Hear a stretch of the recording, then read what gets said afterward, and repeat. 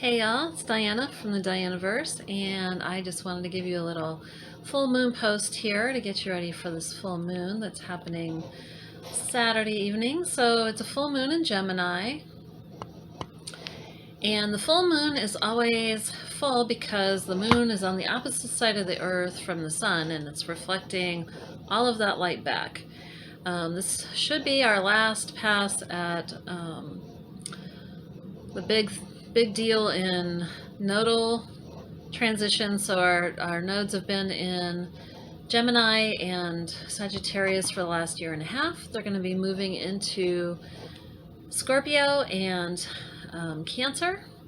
So the Scorpio influence will continue. It's a big part of the next year.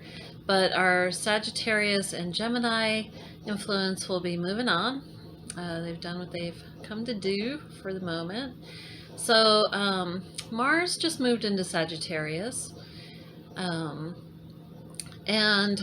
this moon is this chart is conjuncting with the galactic center. Sagittarius is normally like uplifting. It's a season of candles and light. The very tail end of it, just as you're going into Capricorn, you've got your winter solstice, where typically anytime like during Sagittarius season, you see a lot of your festivals of light. It's when the days are getting shorter and people want to emphasize bringing the light back into our darkness. But that's that kind of energy of Sagittarius, uplifting. Can be self-righteous sometimes and very sure that it has the ultimate truth. But in general, if you can be open with it, it can be a very uplifting sign. So where it is in this particular chart, where this moon is sitting kind of on the south node, that's kind of like the root chakra in the body. And if you think about it, then the Gemini, the full moon is going to be at the third eye. It's on the other end, right? So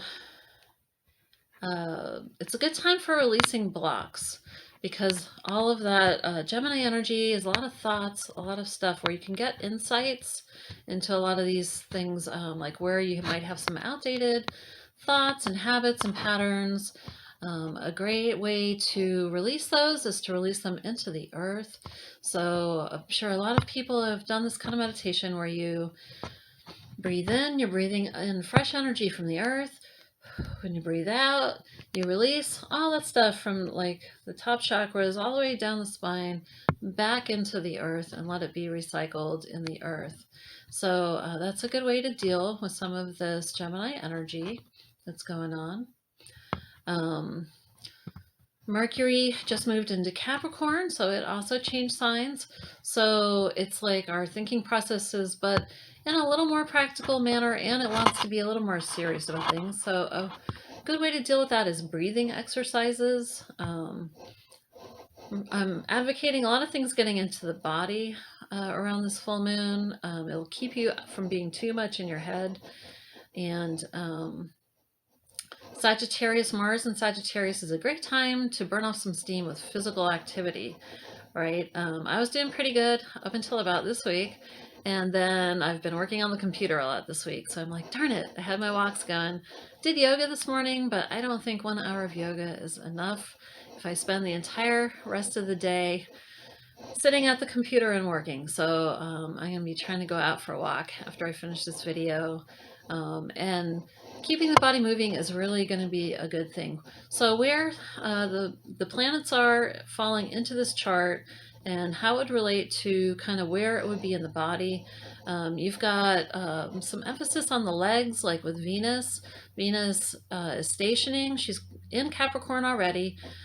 Getting ready to go retrograde, and there'll be a whole other video on that, because that's like, to me, Venus and Mars and Scorpio are like the big influences starting out the year, so I'll have another video on that. But the sun is also there, so I could see some inflammatory stuff. If you're having leg problems, varicose veins, the word veins is related to the word Venus, right? She's associated with the circulation of blood.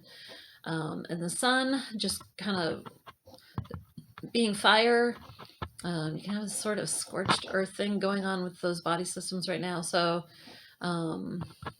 Things that soothe the body, I would think maybe like marshmallow root, exercise, keeping the circulation moving would be really good right now. And these are just suggestions. You know, you have to look at your own chart and where things are in your chart. What's going on with you? This might or might not apply to you. But some other things I could see coming up is where Saturn and Jupiter are is kind of like around the middle. So like the stomach, kind of an intestinal kind of area. So with all the socializing we're doing at the holidays, and this is true every year, but especially this year, is that Jupiter makes things bigger. So you're like, wow, this great party. Wow, this great food. Having it all, maybe drinking too much, eating too much. You can end up with things like indigestion, hangovers, obviously, food poisoning. So it's kind of like instant karma because Jupiter's like, yeah, great. And then Saturn's like, bum, did too much of that. So you want to try to keep a handle on that. Chiron is moving direct the same day that Venus, this is on Sunday, same day that Venus goes retrograde. So we'll be getting a little bit of support, a little more clarity around our healing and supporting ourselves emotionally, right? So that's a good helper aspect.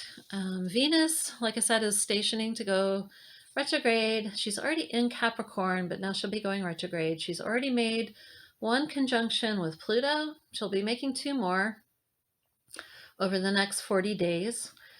She's retrograde for 40 days. And yeah, see my other video that I haven't posted yet for that.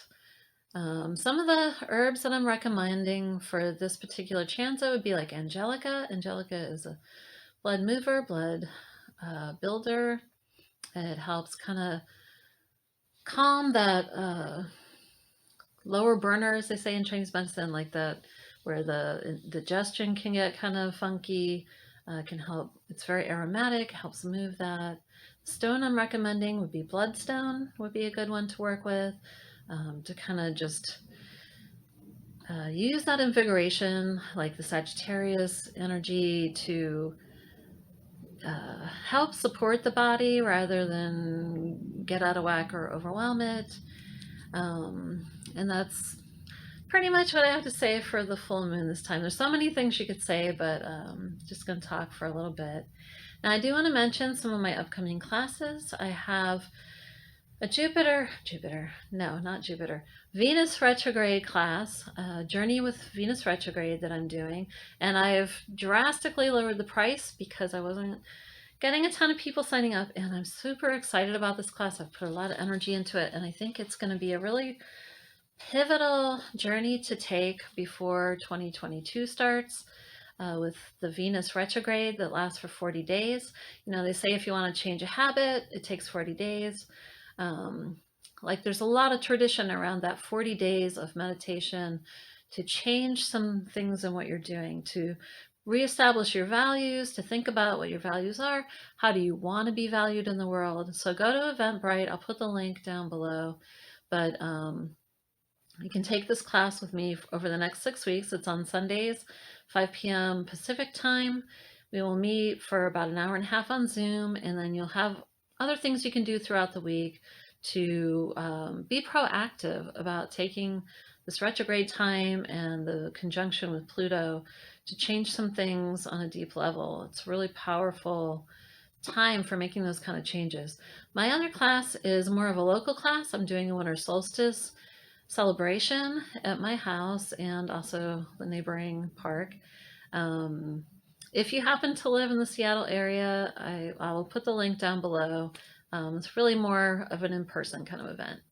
So hope some of this was helpful, and I hope you have a peaceful full moon and a great start on your retrograde with Venus, and I will talk to you next time. All right, take care, y'all.